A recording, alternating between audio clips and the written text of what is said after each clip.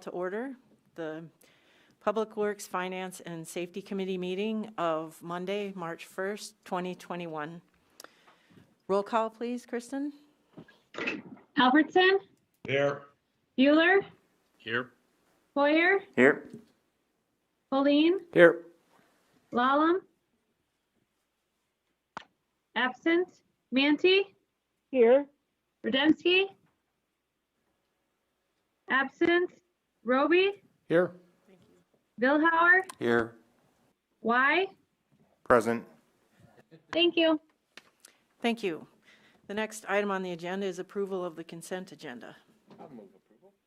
I have a motion by Helene and a second by Billhauer. Any discussion? All those in favor signify by saying aye, and those opposed signify by saying nay. Roll call vote, please, Kristen. Albertson? Aye. Bueller? Aye. Hoyer? Aye. Pauline? Aye. Manti? Aye. Roby? Aye. Billhauer? Aye. Y? Aye. Motion carries. The next item on the agenda is the public input period. This is time reserved for anyone who would like to make a public comment to step forward and do so. We do have a sign-in sheet. I'm not sure how we'll do that online, but this is our first meeting using it, so I don't see anyone in the audience. If there's anyone online that would like to speak, please know that we do have a policy on decorum, and you'll be limited to 5 minutes. Is there anyone online that would like to speak? Hearing no one, we'll move on to approval of the agenda.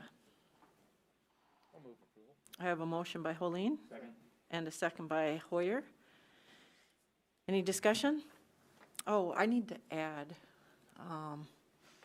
Heath, we're going to add the, Mayor, yes, go ahead, Matt. it doesn't look like, the only reason we would have moved it was to accommodate Todd's schedule, and it doesn't look like he's on anyway, so let's just leave it on the regular council Okay. agenda. Okay, very good, thank you. Yeah. Never mind that. Any other discussion? All right, all those in favor signify by saying aye, and those opposed signify by saying nay. Roll call vote, please, Kristen. Albertson? Aye. Bueller? Aye. Hoyer? Aye. Pauline? Aye. Manti? Aye. Roby? Aye. Billhauer? Aye. Y? Aye.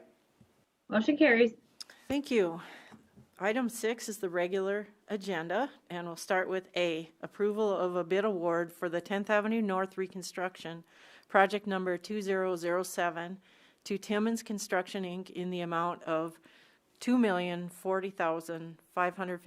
$2,040,556.46, and authorize the mayor to sign all necessary documents related to the project. I have a motion by Helene and a second by Roby. And I'll ask the Public Works Director, City Engineer Heath Von Eye, to tell us about this, please. Yes, thank you, Madam Mayor. This is in relation to the bid award for 10th Avenue, the reconstruction project that is moving along for construction this summer. This will be for the total reconstruct of 10th Ave from 4th Avenue West to, or excuse me, 4th Street West to 4th Street East. All along 10th Avenue. We did recently go out for bids on February 19th. 7 bids were received, and they've been closely analyzed in a level of detail through our consultant and city engineering staff. In the bidding process, we, the city staff and the consultant, put a couple of options forth in the bidding packet for the contractors to consider. And one of the main ones I wanted to touch on this evening with the Public Works Committee is the option between the concrete paving and the asphalt paving. The recommendation before the council tonight is to Timmons Construction for their bid that would be in the total of $2,040,556.46 for concrete paving. The analysis that we performed against the asphalt option that I'll briefly cite here as well, the asphalt price for the lowest bidder of asphalt would have been to Dunnick Incorporated for a total contract price of $1,776,617. So anytime you have a concrete and asphalt alternate bid, it's important to analyze not only the upfront costs, but also the life cycle costs of those two different types of pavement. And that's exactly what we had our consultant assist us with. And they walked through the criteria that we would consider for life cycle analysis. I'll share those with you here briefly. When we look at an asphalt pavement, we typically are dealing with a life cycle of crack sealing and chip sealing and overlays that need to be performed on that asphalt pavement in order to keep it in an acceptable level of service for the traveling public. And you can see here in this spreadsheet, years 2 through 36, there are a series of surface maintenance treatments that we would have to give that asphalt pavement, just as we do with most of all of our other asphalt streets in town at some point or another throughout the life of those pavements. The total cost for these maintenance efforts are then accumulated along with the initial cost of construction and then compared to the concrete option. Now you can see on the concrete option, generally speaking, you have a lot less maintenance type rehab projects on a concrete street than you do see on an asphalt street. That's why you see our list of projects here is quite a bit shorter than the list above that was for the asphalt option. With that, the cost of the maintenance on concrete is generally a lot less than the cost of the maintenance on the asphalt. So those are essentially your two trade-offs. For concrete, you're paying a higher upfront cost, but a lot lower cost over the life cycle of that pavement for the maintenance aspect of it. For asphalt, you're paying a lower upfront cost, but a higher cost over the life of the pavement. And so we feel we've done a fair analysis of this, and as our consultant, CDI, summarized, I'll pull up this chart, and you can see the overarching difference between asphalt and concrete when you consider the initial costs and the maintenance cost over the life. We're calling it a 40-year life in this example. The two calculate out to be fairly similar, but the concrete paving still beats the asphalt, albeit a few $1,000s on this example. Now, I'd also like to point out there are a lot of things we could include in these analyses that are not in here, like the cost of time delay and interruption of a street during its closure for any of these maintenance purposes. On asphalt streets, we have to close them for crack sealing, chip sealing, things of that nature. Concrete the same. When you have to do patchwork on concrete, you have to close portions of the street. So the fact that we have to do a lot less interruption over the life of the pavement, to me personally, was also one of the weighing factors on why I'm recommending concrete paving over the asphalt. Not just the price alone, but the convenience for less interruption for the public over the life cycle of that pavement. This being a collector route to the hospital, wanting to minimize those interruptions over the life of that pavement, and all the benefits that we feel that concrete surfacing would bring, is in a nutshell why we're proposing the concrete option on this particular project. So there's a lot to consider here, a lot to talk about. In our mind, it was fairly straightforward to make the recommendation that we have. We do have our consultant, Jason, with CDI online with us today, along with Marcy Luno, our engineer one, and Justin Peterson, our assistant city engineer. And we'd all be glad to help answer any questions that you might have. All right, thank you. For the record, Councilor Lalum has arrived. Council, do you have any questions for Heath? Anyone? Councilman Hoyer? Heath, just for general public, can you give some examples of where we have concrete in town versus asphalt, just so they can maybe get a sense of comparison? Yes. I'm probably a bad person to give examples of this just because off the top of my head, I know we've got several or a handful of streets out there. I don't know. Maybe 2nd Street Northwest is concrete, and that's relatively new. Parts of 4th Avenue South are concrete. All of the highways. Right. The highways are, the state chooses concrete normally because of the durability. and long-term cost. Well, I just want to toss in on top of that, Heath, I'm excited to see that a concrete bid came in. So I think it'll be a good choice. To that point, Councilman Hoyer, thank you for mentioning that. I wanted to mention too, these are all very competitive bids, whether you're looking at the asphalt or the concrete side, they were all very competitive. The bid we're proposing to accept was 11.5% lower than the engineer's estimate, I believe. It came in at 2.04 rather than 2.44. So, we're also confident in proceeding in this way because of the budget that we have. We're still underneath the budget, and we have money left for the subsequent action item, along with other pertinent monetary needs throughout the project. Thank you. Anyone else? Councilman Billhauer? Heath, have we worked with Timmons Construction before? Not on a major project that I can think of, at least not in my time here. I know that they, I believe, were the contractor on 22nd Avenue in Brookings 2 summers ago, I believe. And actually, our consultant, Jason from CDI, got to work with them on that project. And had, as far as having any concern for being a non-performing contractor or anything like that, we don't have any in that regard. Thank you. To follow up to your question, Michael, I remember I was on the losing side of this discussion. I think it was the stretch from 212 down past Walmart a few years ago. We had the same conversation concerning asphalt versus concrete, and I voted against the concrete.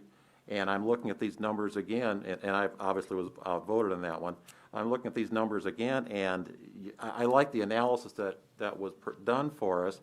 But again, I've got a hard time justifying spending without a clear-cut dollar amount over the life of that road. I've got a hard time justifying spending over $300,000 more up front. And I understand the disruption of the traffic. I mean, all the points you laid out are good points.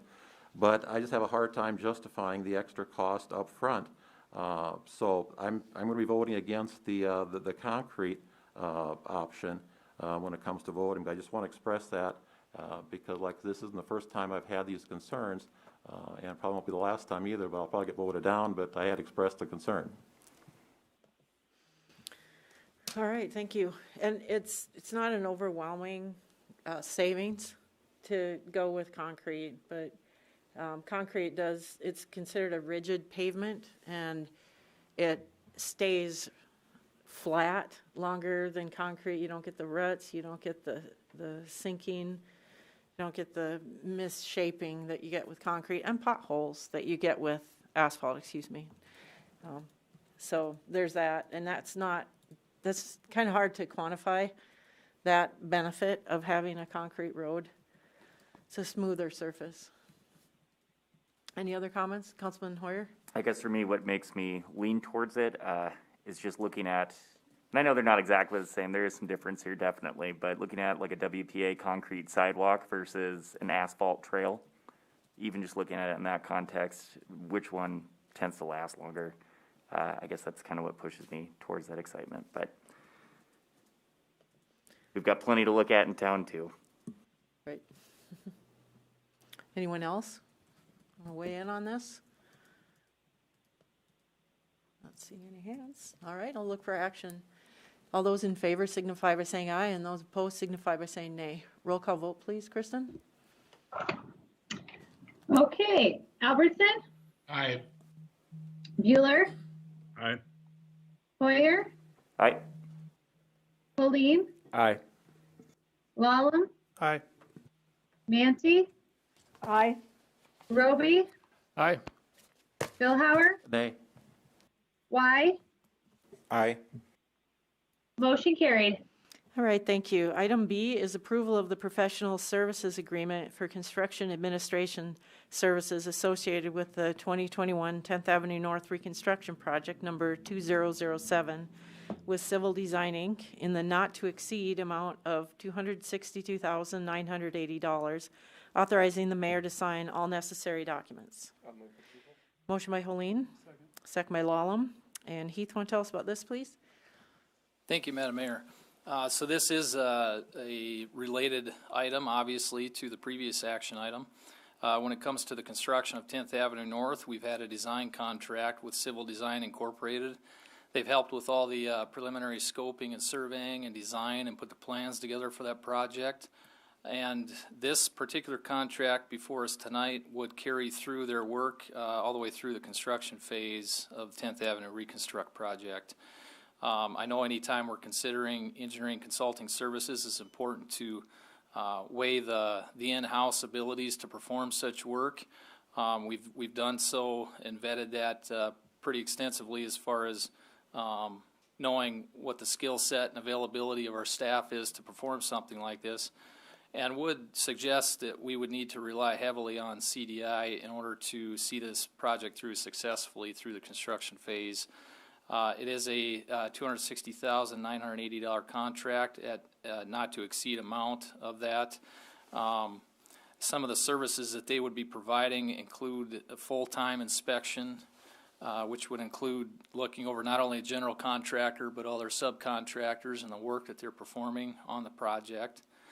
They do formal submittal reviews for all the materials and products that are being used on the project to compare them to the specifications and making sure that they meet those specs. They would do the survey staking for the new roadway. They would quantify and track the quantities that are provided on the construction, and again, that would include subcontractor quantities or general contractor quantities. That is a big one in itself there, where you've got a scope of work like this going on, where you've got everything from pipe bedding for your sewer main to trench backfill and compaction to subgrade preparation and base course, and then the paving and the concrete curb and gutter. There's a lot of quantity tracking to take in account in construction projects of this magnitude, so that'd be a big component and a time component on their contract. Also included in this, of course, is change order and pay estimate processing. They would review each pay application from the contractor in detail, making sure that the contractor's quantities that they're submitting for payments are not over and above what's already been in place or stockpiled on site. Checking those sorts of things off to that degree. And then all other, pertinent items that the EJCDC, the contract documents, outline for the engineer's role in a project, which I think is also important for us to have a third-party objective engineer on hand for a project of this magnitude. The contract itself outlines contractor's responsibilities, the owner's responsibilities, and the engineer's responsibilities. And in that, it helps keep a third-party objective look on things so that it's not engineering staff beating up on the contractor. It's not the contractor taking advantage of the owner. You got this third-party engineer in there to make sure those things don't happen as well. With all that being said, again, I believe Jason's online with us here this evening, and he could help discuss any questions we might have, as well as myself or Marcy or Justin. All right, thank you. Any questions? Councilman Billhauer? Not that it relates to this bid, but I'm just curious, how much were the fees for the ballpark, if not exact, for the preliminary or for the design phase? Justin or Marcy, do you recall off the top of your head what those fees were for the design phase? This is Marcy. I don't recall off the top of my head, but I can look really quickly. I guess it would be helpful to know how much altogether that we will be spending with them.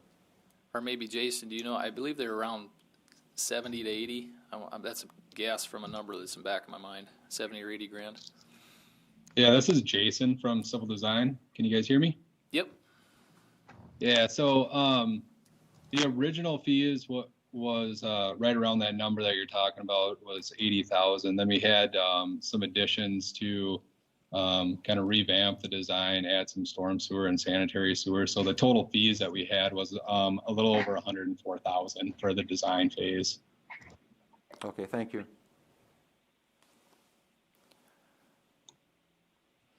I think it's another point I would make.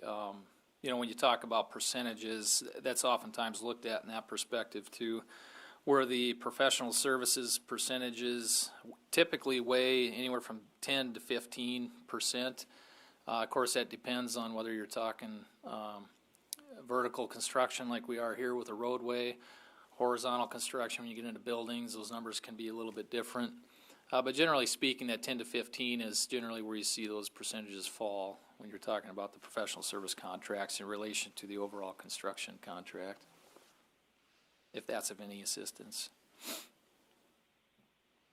Any other questions or comments? All right, all those in favor signify by saying aye, and those opposed signify by saying nay. Roll call vote, please. Thank you. Mayor, do we have Adam's six? here. Sorry, we don't need roll Are we call good? vote. So Okay. all those. Thank you. Thank you, Kristen. All those in favor signify by saying aye. Aye. Anyone opposed signify by saying nay. Motion carries. Mayor, can I ask one question? We were going to be having some ongoing or some upcoming public update sessions. I don't want to call them input sessions necessarily, but updates. Have those been scheduled, or is there one scheduled, or where are we at with that?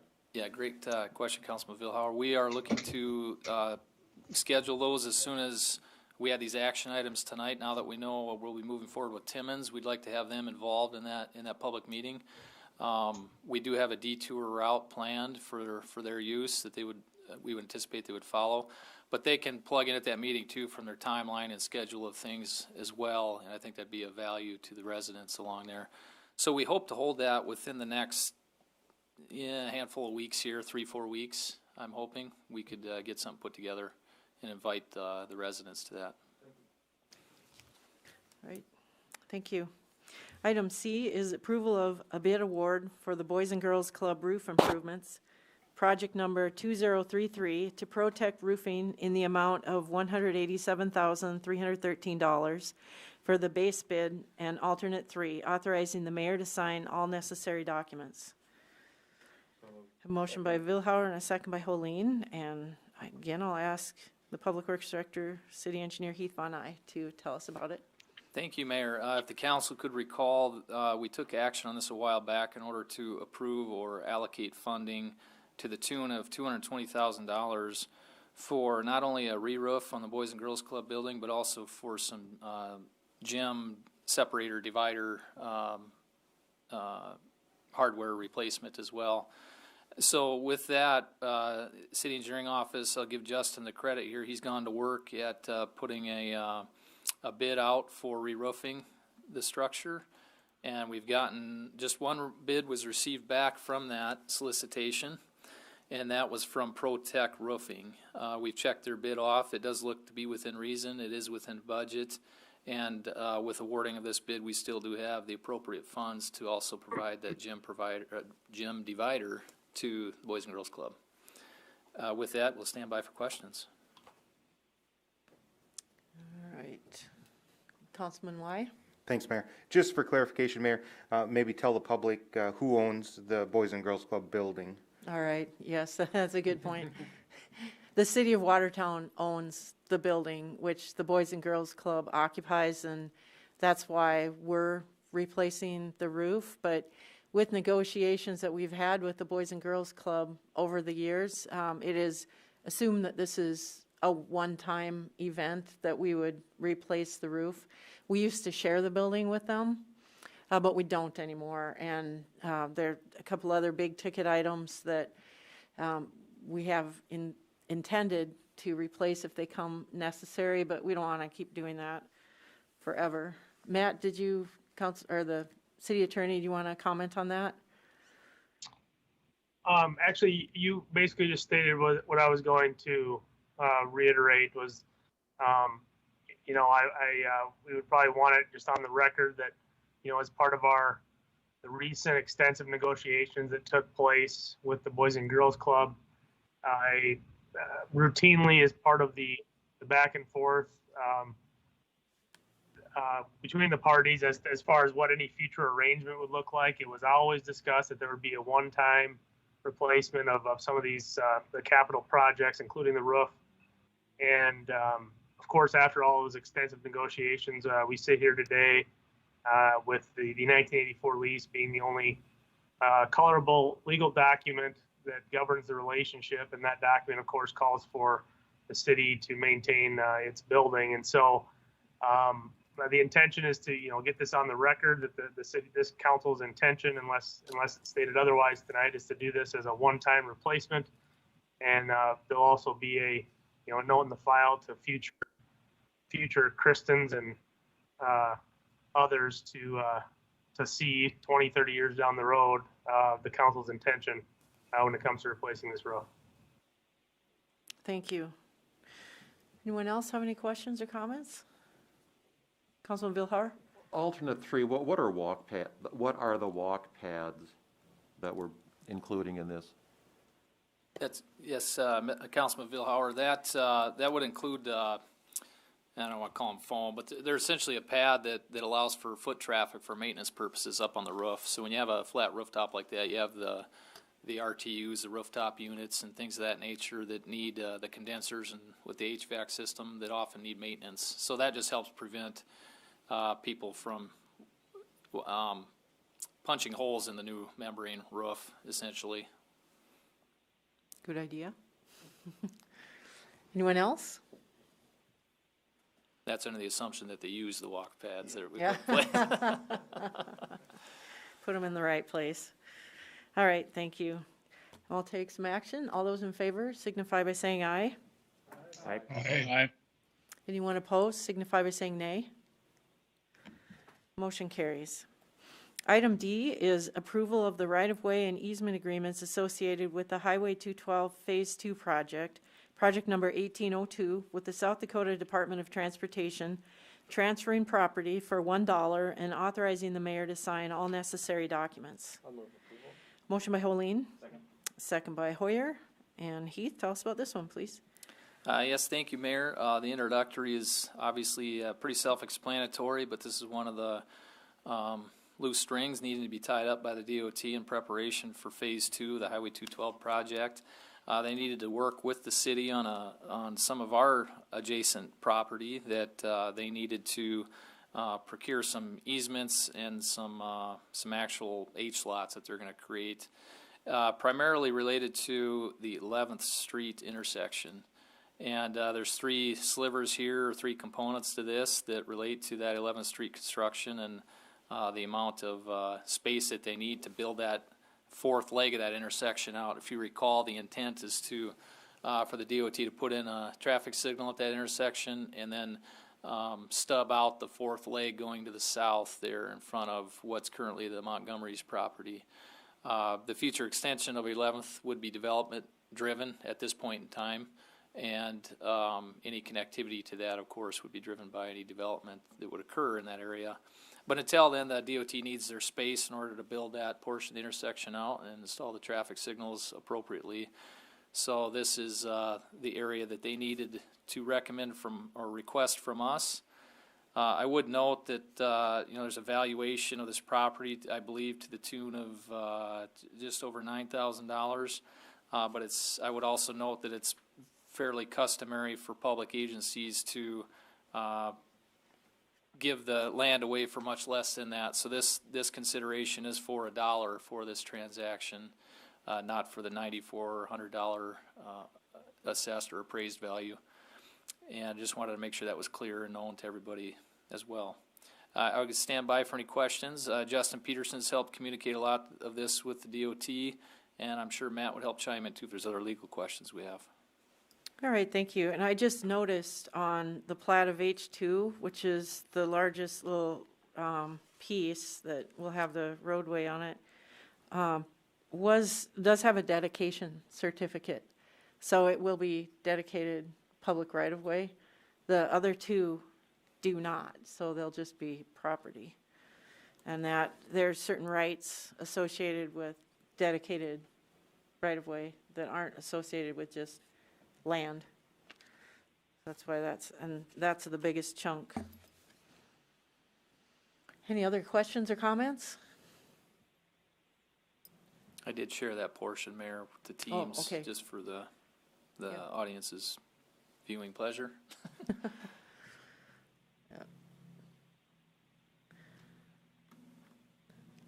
right, any questions or comments? See none, I'll look for action. All those in favor signify by saying aye. Aye. All those opposed signify by saying nay. Motion carries.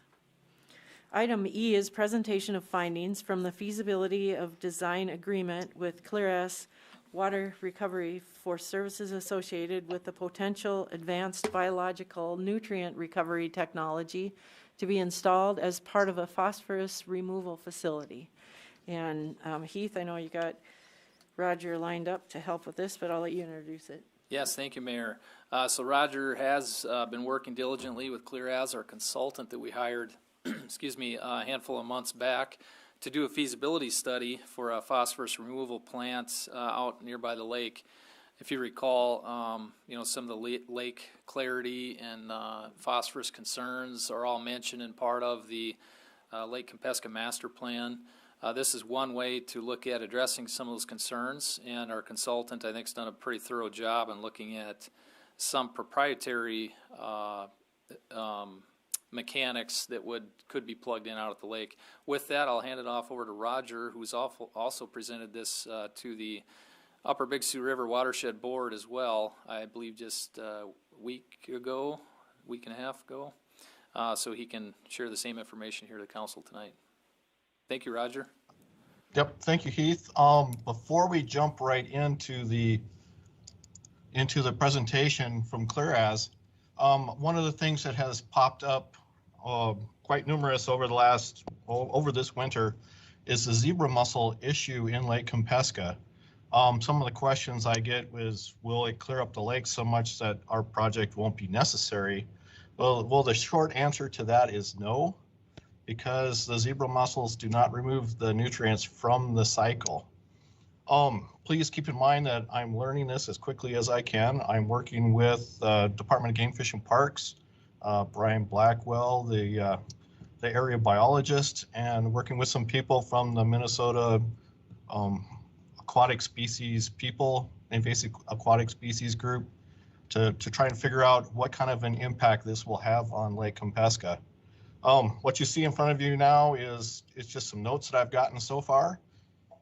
Unfortunately, even though zebra mussels are filter feeders, they will not eat the cyanobacteria, the toxic ones that we are monitoring for anyway. If they would take those out, that would be a great benefit, but apparently they eat the good stuff and leaves the bad stuff for the rest of us. So I just wanted to let you know that I am working on this issue very closely. And with that, I will turn it over to Autumn Fisher of ClearAs, if I can get rid of my screen. And she can do the presentation on the feasibility study. All right, thanks, Roger. So my name is Autumn Fisher. I'm the VP of Project Delivery with ClearS Water Recovery. There's a couple other people from our team on the line this afternoon as well. We've got Pat Kelly, our Senior Application Engineer, as well as Joe Ruiz and Ed Coggin from Weston Solutions. So Weston Solution is a third-party engineer that ClearS leveraged as a consultant on this, as a sub-consultant for the overall feasibility study. And Weston has partnered with us on some of our other design and engineering efforts and projects that we have currently going on. So that is our team that we have with us this afternoon, and just want to walk through some of our findings and the approach that we took to the overall feasibility study. So, high level, we'll walk through the background. I think you guys are probably all really familiar with what's going on in Lake Kempesca, the reason that we were tasked with this study. We'll walk through some of the overall study objectives, the technology itself. So what is advanced biological nutrient recovery? We'll talk about the work that was actually performed by ClearS and Weston as part of the project. We'll talk about the cost estimate that was developed for the project, and then some options for next steps and timing. So the main reason that ClearS was engaged as part of this evaluation was to evaluate using our technology, which uses ALGAE for nutrient removal and recovery, typically from wastewater, but we have done some pilots and some other studies on treating lake water as well. But again, primarily just because of the hypereutrophic state of Lake Campesca, starting to see declining water quality, less recreational activity being able to take place during certain times of the year because of that, and essentially the overall need for improving water quality has become very high priority. So the overall key objective of the feasibility study was to evaluate a cost-effective ABNR system that will remove at least 13,000 pounds of phosphorus from the lake over 13 years. That particular number was part of discussions that we had with Roger and the watershed committee for what the target nutrient reduction would be to get that lake from hypereutrophic back to eutrophic and improve the overall water quality. So what we did throughout the study is we took an approach where we evaluated the existing infrastructure. So how could we use the infrastructure that is located on site for integration into ABNR and hopefully realize some cost savings as a result of that. Look at what the current requirements are, but also what some future requirements may be. We then established the ABNR basis of design to maximize phosphorus recovery from the lake. So looking at things like what are the inputs and outputs of the ABNR system, how large is the system, and then what's the capacity to scale that in the future. From that information, we generated a preliminary site plan and overall process flow diagram. We walked through some of the instrumentation and control logic, as well as some of the cut sheets for the major equipment that would be incorporated. We developed our opinion of probable costs, and then we'll talk about the next steps and timings that we came up with. So just starting with the technology as a whole, Advanced Biological Nutrient Recovery, ABNR, was founded in 2008. Our headquarters is actually based out of Missoula, Montana, and it is focused on nutrient removal and recovery from either wastewater sources or other sources of water. And as you can see from the map here, we've got a wide range of experience throughout the United States. Achieving phosphorus reduction of anywhere between 90 to 98%, also achieving ammonia reduction along the same lines, generally about 85 to 95% removal rates. The technology itself operates very similar to wastewater activated sludge, for those of you that may be familiar with the wastewater process. But essentially what we're proposing is that you have your feed water source coming in, which is the Lake Campesca water. That is mixed within what we refer to as our mix tank. That mixture flows, so the combination of the water coming in from the lake combined with the return algae is moved into our photobioreactors, where the algae gets the light that it needs to go through photosynthesis. And really all we're doing is what you are experiencing in your local lake, where you get algae blooms. The algae blooms are a result of the nutrients that are in the lake. We're just taking that process and we are controlling it. We're keeping it within this closed reaction system. And then on the back end of the process, after the algae has taken the nutrients out of the water, we separate the algae from the water. The water would get discharged back into the lake, but we've now taken the phosphorus and a majority of the ammonia or the nitrogen out of that water, and we're putting it back into the lake as clean water with no phosphorus. And then we harvest that algae, and we actually source that algae into a variety of different markets. So I'll talk a little bit about what's actually done with the algae after we harvest it off of the system. So Primary benefits of the ABNR system, you get total phosphorus recovery, total nitrogen recovery. You'll get a reduction of total suspended solids, biochemical oxygen demand. You have the ability to recycle and sequester carbon dioxide. And then you also see an increase in dissolved oxygen through our process as well. One other thing that we talked about is, the ability to scale and add on to the system in the future as well. So if we wanted to possibly consider a phased implementation of ABNR, that would be a possibility as well. But it is very easy to scale and to make modular over time. So all in all, I talked a little bit about our performance, but really you can see it here in this bar graph. For the 55 plus demonstrations and systems that we have operated and over 45 million gallons of water that's been treated, we see a significant reduction in nutrients like phosphorus and ammonia. So again, an average of 1.91 down to 0.02 milligrams per liter. And this is the results of 215 unique samples from different demonstrations throughout the United States. And similarly, the performance for ammonia as well. So 14 milligrams per liter, taking that down to less than 1 milligram per liter. So if we talk about some of our current experience and projects that we have going on, specifically this features the village of Roberts in Roberts, Wisconsin. This facility is designed for 150,000 gallons per day and 4 milligrams per liter of total phosphorus.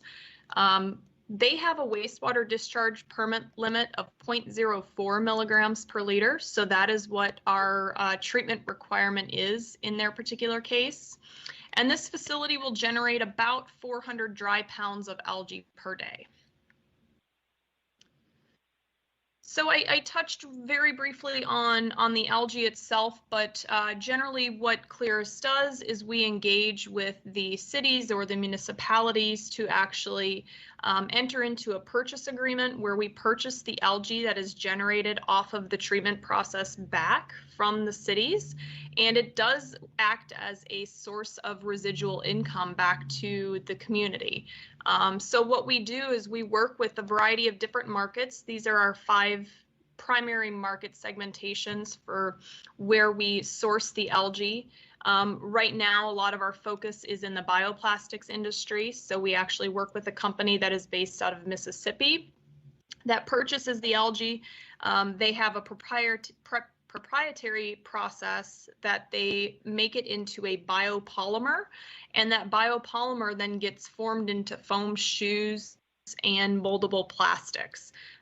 So this company that goes by the name of ALGAE works with 23 of the 25 largest shoe manufacturers in the world. And their ultimate goal and objective is to replace all of the petro-based plastics that you see in your foam products with a bio-based, algae-based plastic and foam.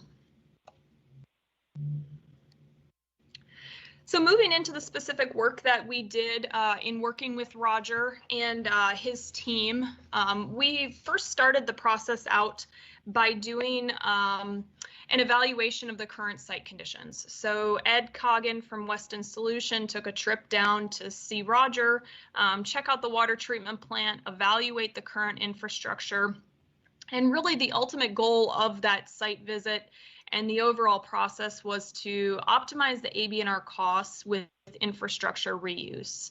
So looking at things like our ability to reuse existing pumps that were on site and other equipment. And then in this case, for these tanks, for example, inserting our membrane modules or our filtration modules that remove the algae from the water into existing tankage that already is on site.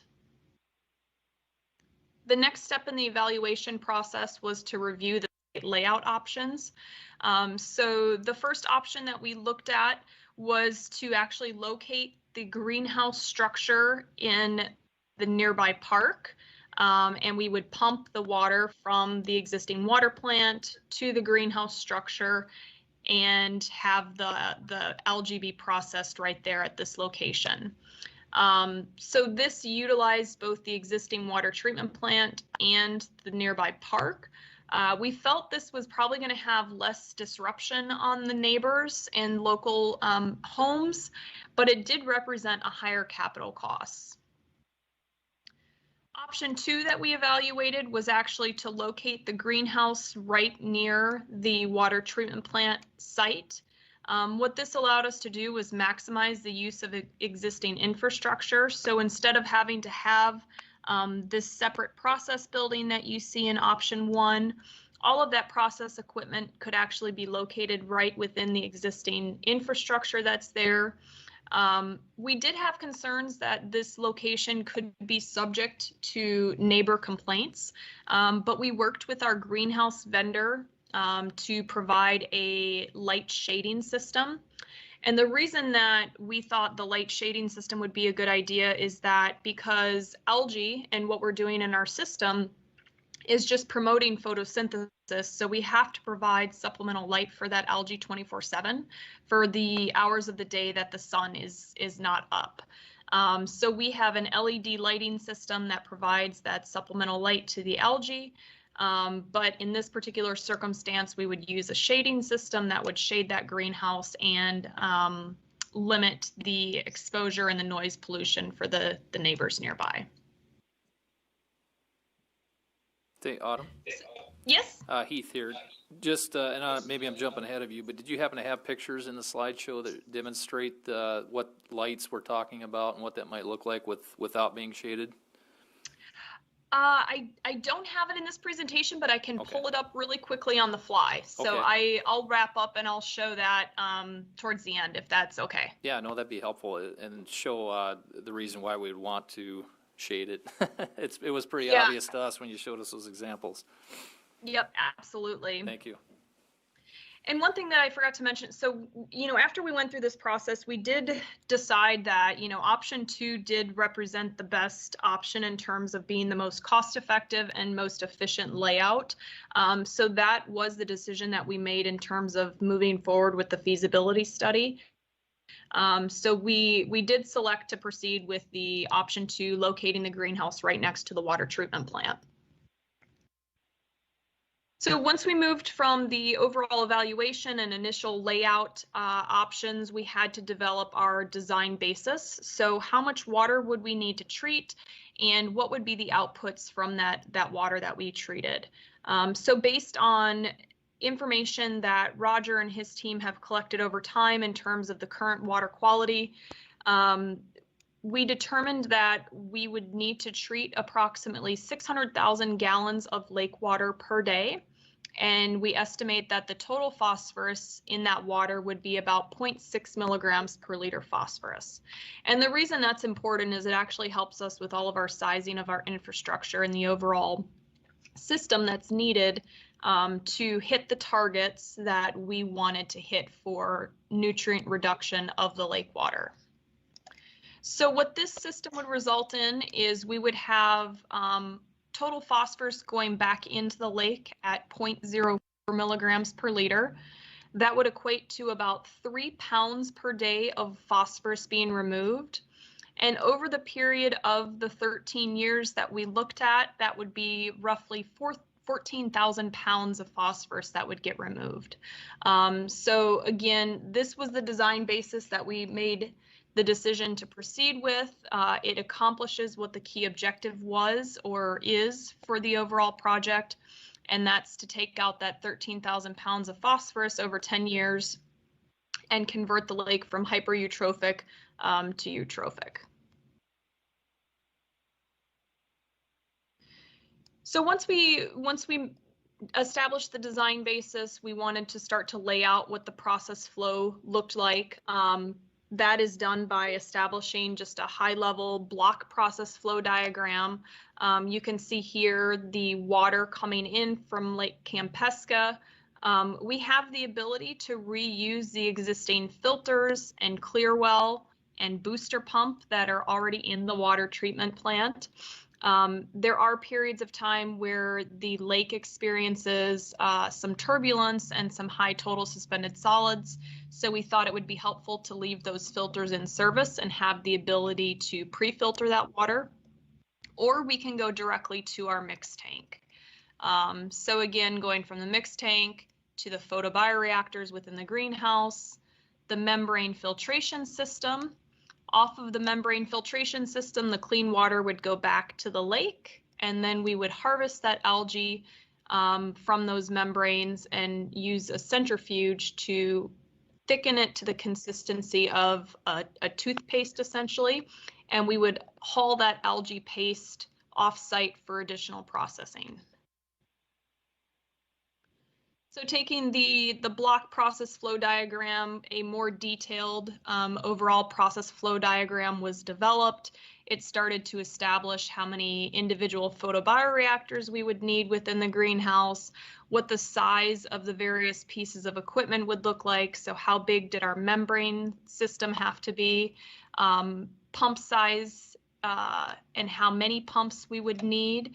And all of that was done again with optimizing for cost and efficiency, eliminating redundancy where it wasn't necessarily required, and all of these individual steps and processes were blown out into additional detail and drawings as well. But I'm not going to cover each step in detail here.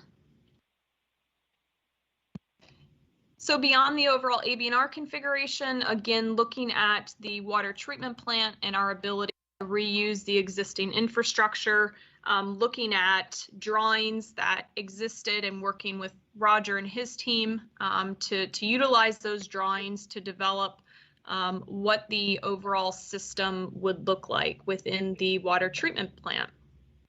So here's a high-level site layout where we show the proposed CO2 tank for the carbon that is fed to the algae, what the size of the greenhouse would look like in relationship to the water treatment facility, but then getting into more detail actually inside of the building. So looking at pump placement, where we would propose the membrane modules could be placed, the proposed inlet pumps, so what would pump the water into the ABNR system on the lower floor plan, and then moving on to the main floor plan and looking at the layout of equipment within the existing building. So a couple key things we're proposing, you can have the centrifuge stored within the existing chemical feed room. There's chemical storage right next door.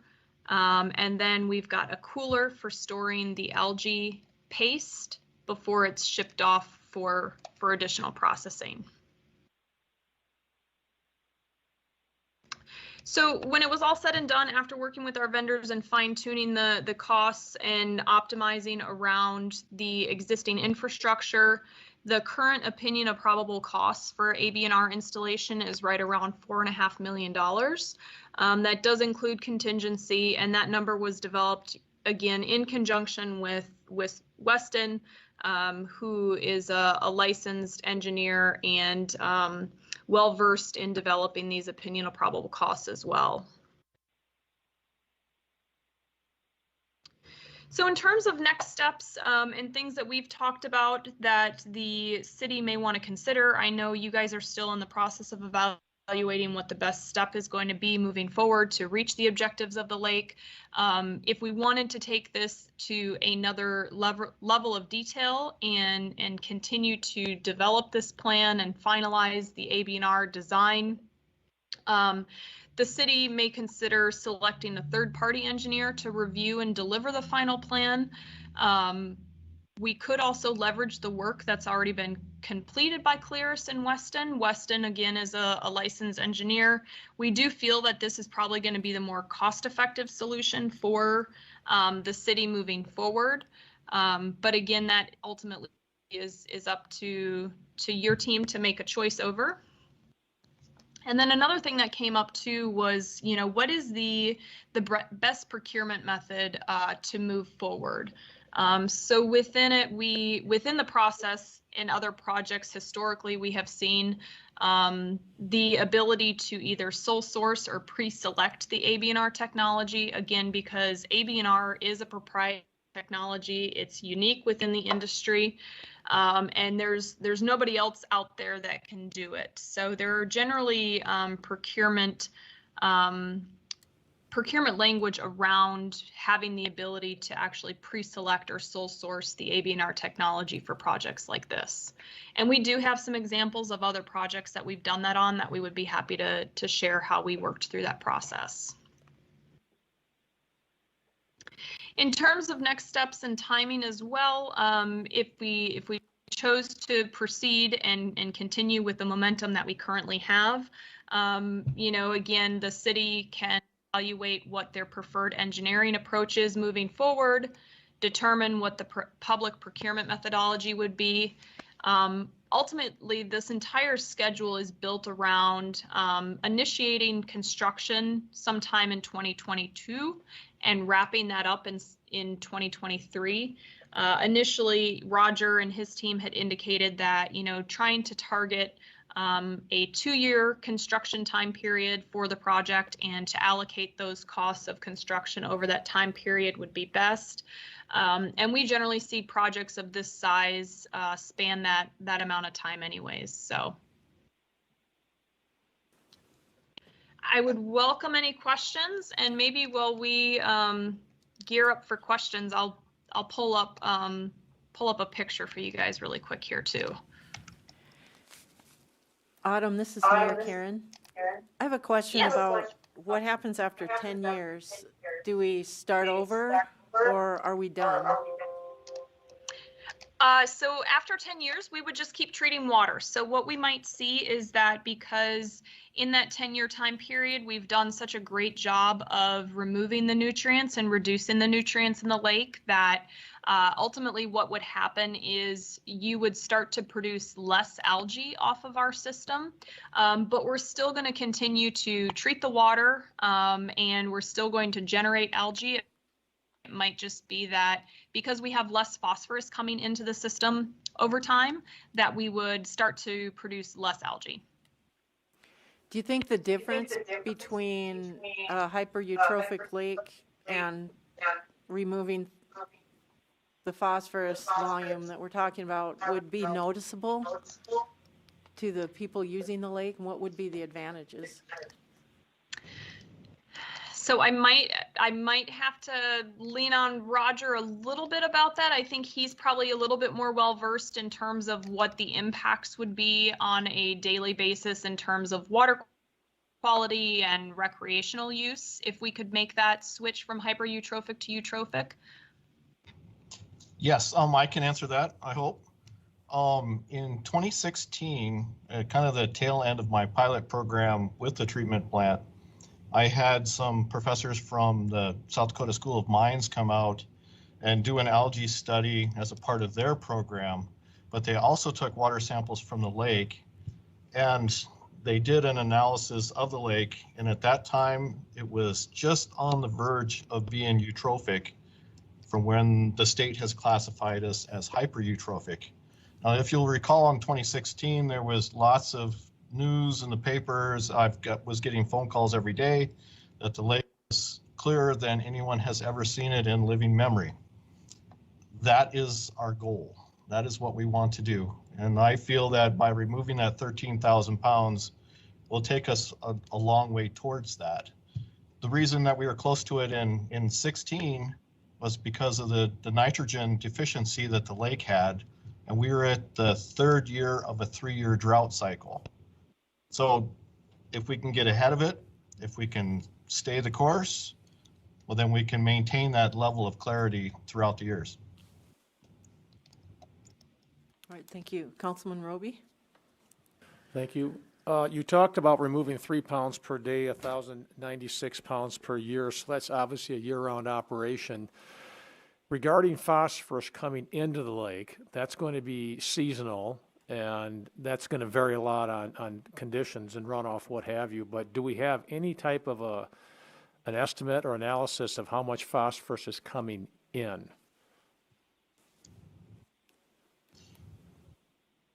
Yes, and I don't have that number in front of me.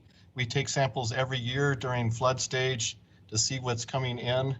The trick here is the weather cycles. As we get a period of drought, we have less water coming in. As we have flood period, we get a lot all at once.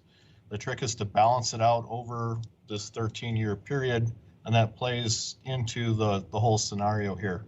I do have the annual loading numbers here someplace. If you'll give me a few minutes, I'll try and find them. And I think just to piggyback off of that just a little bit too, in terms of flexibility of operation for the ABNR system, we do have the ability. So the design basis for the system is 600,000 gallons per day at 0.6 milligrams per liter. But as you see seasonal fluctuations and variations in the water and the water quality, so maybe your total phosphorus goes up or it even goes down, we have the ability to modify the way that we operate the system to be able to still handle and treat that water that's coming into the process. All right, thank you. Councilor Bueller? Thank you, Mayor. I do have a few questions I'd like to run by Roger if I could. What are we looking at, Roger, for like a O&M for this facility? Are we going to require additional personnel that we'd have to hire to run this? And I guess I'd be interested in what kind of maintenance costs and, what kind of consumable issues there might be, things that have to be replaced. I'll let you start with that. Autumn, did you have a chance to pull that together for us? I was just looking at my list, and so we do still owe Roger some of that follow-up information around the OpEx. I can talk just a little bit in terms of what some of the typical consumables are and what the estimated personnel are, but we are going to pull together a more formal kind of table that outlines that information. So we generally estimate 1/2 full-time employee, so essentially 20 hours per week. And then part of that oversight would be just a general walkthrough of the facility on a daily basis. It does not require 24/7, 365 oversight. We do have a fully integrated SCADA system, so you have the ability to monitor and control the system remotely and check in on how things are going that way as well. So that helps to save on some of the oversight. In terms of typical consumables, the membranes, so the filtration process, they do require a clean in place or a CIP cycle that we actually use. It's a bleach solution to soak those membranes periodically. There's the CO2, so feeding the carbon to the algae, so it will go through photosynthesis is considered a consumable. And then also factored into our general OpEx calculations would be the power estimates as well. So I will follow up and we'll get that information pulled together for Roger, because I know that was something that came up with the watershed committee as well. Okay, I had a couple other questions if you don't mind. Absolutely. Also, the algae part of it, how often does that have to be removed, and who takes care of the transportation for that? Yep. So we harvest the algae 24/7, 365. So that is done automatically via just a small inline pump, and that pump will pump it to the centrifuge. So within, I'm gonna, switch back presentations here. And go to the equipment layout. So within the ABNR process, we actually have coming off of the centrifuge scales. So the centrifuge would fill up a tote. So you've got these squares right here represent totes, storage totes that would be on a scale, and that scale would indicate when that tote is full of algae, and it would actually divert the algae to start filling the empty tote. Once those totes are full, you can just use a pallet jack and you store it within the cooler that we're proposing here. And that algae is picked up generally every 1 to 2 weeks. And all of those logistics and that coordination are managed by Clearis. So the pickup frequency of the algae, where it's going to, who's buying it, that is all managed by Clearis. Okay. So you would be responsible for the transportation for taking that away. Correct. Yep. Mm-hmm. Okay, thank you. Absolutely. Any other questions? Councilman Vilhar? I guess as a follow-up to what you just asked, Bruce, what kind of revenue generation, how much revenue would we or could we generate from this? You know, we're talking about the O&M costs, but how about the revenue side? Yeah, absolutely. So we estimate that the gross value of the algae is anywhere between 50 cents to $1, and those are real numbers. We've got contracts, letters of intent in place with existing off-takers at that dollar amount. That does not take into consideration what the OPEX is associated with running the system. So that is the gross value. At the loading rates that we talked about, so 600,000 gallons per day at 0.6 milligrams per liter phosphorus coming in, the Watertown facility would generate about 73,000 pounds of algae a year. And you said how much per pound is that worth? 50 cents to $1 per pound. So $35,000 a year, maybe? Is that right? Correct. Yep.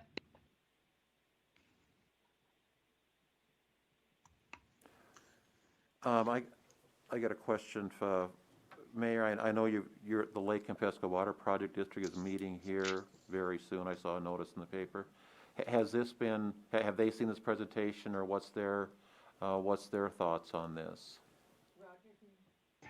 Roger, can you answer that? I invited them to a joint board meeting between the Lake Compesca Water Project District and the Upper Big Sioux River Watershed Project. It was very positive, the comments that I received after the meeting. They seem to be on board with it.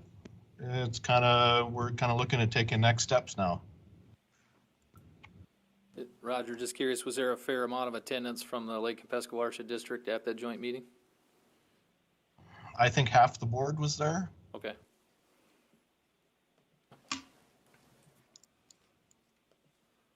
All right. Just for what it's worth, I went and checked our CIP budget.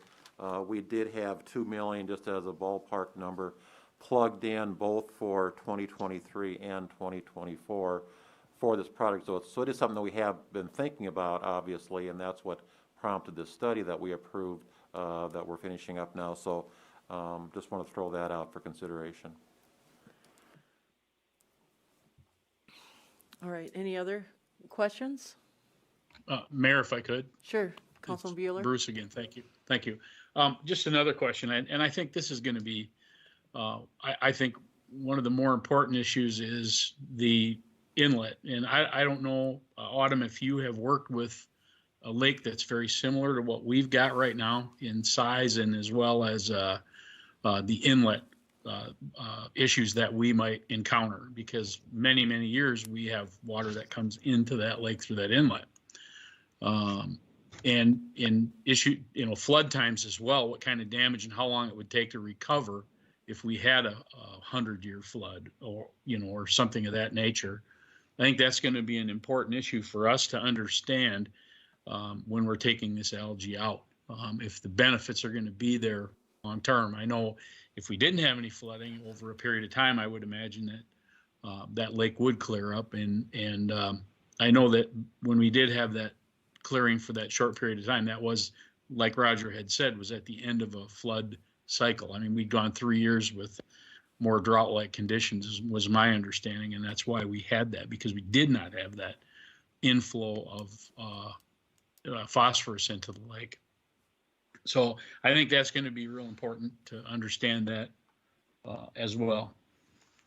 Yeah, absolutely. And I would say during those times, what we would have the ability to do is actually to treat more of the water out of the lake. So I think number one, we're not taking the algae out of the lake. We're only taking the water out. By nature of taking the water out, we will, collect some algae going into our system, but the algae that's contained within our system is essentially completely self-contained. It comes from a seed source, either from other wastewater treatment plants or other systems that we have. operation.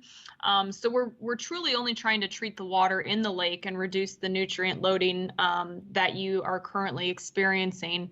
And if we would see a period of time where we would see those levels of nutrients either drop, we would just potentially treat more water during that time, and we would take out the same number of pounds of phosphorus per day. Autumn, I may have misspoken, and when I said algae, I meant phosphorus, and of course that goes along with the ammonia and the nitrogen as well. Yep, absolutely. I misspoke when I said phosphorus. Thank you. If I could add just one little comment, this is not the silver bullet to save the lake. This is one part of the master plan that will incorporate many different practices to improve the well-being and the livability and recreation all around the lake itself. So this is not the whole thing. This is a part of the whole thing. And I want to make that clear that I'm not pretending to save the world here with the silver bullet. We've got a long ways to go and a lot of work to do. Great, thank you. Councilwoman Manti? Yeah, Roger was reading my mind as I was getting ready to speak. I wanted to address that as well, that we're going to have a holistic approach to getting the lake in good shape. But one of the things I want to just put out there as we're considering all of this is that we do have some people who are putting a tremendous amount of financial investment into housing and recreation and some of those things that we've wanted at the lake for so long. And I think that all these things kind of fit together. You know, you want to improve the quality of the water for environmental reasons. You want to make sure people can enjoy it from a recreation point of view. But I think we need to look at it as a whole package. Do we want to not only make sure our lake is good quality, that, you know, this is Watertown, and then we do have a lot of people who are investing a tremendous amount of money. And I think that to have a successful lake and a successful environmentally, you know, or eutropic as it were, but I think we need to look at that whole picture because we can't take them separately. You know, you can't ignore the lake and put a tremendous amount of money into development, nor can you put a lot of money into improving the quality of lake and then watch the development ruin that. So that was just my comment, was that it's a holistic thing as far as I'm concerned. Thank you. Anyone else? Well, Autumn and Roger, thank you for your presentation. Appreciate it. Absolutely. Thank you for the opportunity. Yes, thank you very much. All right, no action on that piece. Moving on, we are now at old business. Do we have any old business? Do we have any new business? Councilman Bueller, your hand is up. Did you have some old or new business? No, sorry about that. Oh, no problem. Any new business? All right, we do not have a reason to go into executive session pursuant to SDCL 1-25-2, and there being no further business, I declare the meeting adjourned, and we will reconvene at 5:30 for our full council meeting.